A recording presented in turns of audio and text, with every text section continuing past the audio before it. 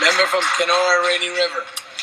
Speaker, I would like to thank the Minister for taking the time to keep this House up to date on the work being done by the Aboriginal Affairs Working Group.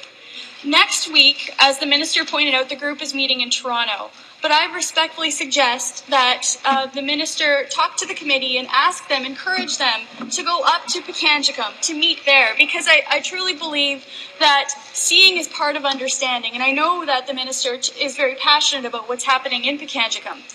The group has a mandate to help increase graduation rates among First Nations youth, supporting economic development in First Nations communities, and ending the violence against Aboriginal women and girls, as the Minister pointed out.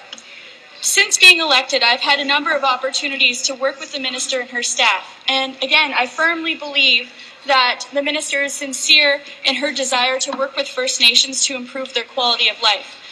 The Minister spoke of the conditions in Pikangikum, but I wanted to point out that the conditions of the school there are not unique to Pikangikum. And I'd like to take a moment, if I could, to read a letter from Mr. Ryan Boggs, who is a teacher from Fort Severn First Nation. Mr. Boggs writes, "The students of my current class have been going to school in portables for as long as they can remember.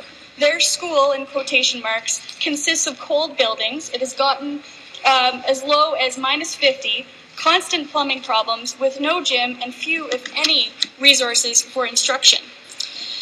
And he continues, "I do not find it surprising that many students barely complete grade school. Hopelessness pervades.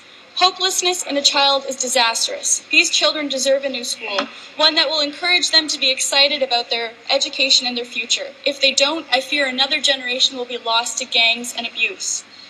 I'd like to take this opportunity to give voice to that generation, and share some of the comments from the students at that school in Fort Severn, the elementary school at Wazaho. Tyler writes, "Kids sit around and eat junk food and watch TV or sit on the computer instead of exercising. This makes me alone and depressed."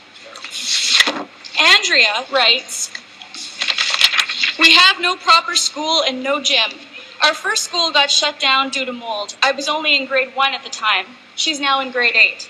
She writes, "The students of Wazaho First Nation School had to get their education all over town, such as at the Youth Center, Niska Cafe, and the E-Center. Other families went out of the reserve to give their children a proper education." Savannah writes, "In Fort Severn, the kids here are almost always bored. We go to school in portables and we have no gym. Kids here sniff gas, glue, nail polish, and hairspray instead of exercising. This makes me feel dead and alone." Sorry, I'm getting emotional. It's terrible. These are some of the voices of the students at Wazaho School. And I would ask a page to deliver these. So, it's really unfortunate that we have this in Ontario. These students cannot wait for First Nations education to be funded equally. Even Don Drummond, the consultant charged with cutting the province's spending, stated very bluntly, "The province needs to step up and provide funding for First Nations students that the federal government won't." A few months ago, the national media was abuzz with talk of Attawapiscat's housing crisis. There are dozens of Attawapiscats across my riding and across Ontario. These communities are desperate, where the community's infrastructure has been underfunded and left to rot by federal government unwilling to step up and fulfill its duties, and a provincial government that keeps telling us that this is a federal issue. Minister, children are in desperation, and they don't care about federal or provincial jurisdictions. We have an obligation, not as politicians, but as human beings, to step up and work together, to bring hope back to Fort Severn and communities all over Ontario.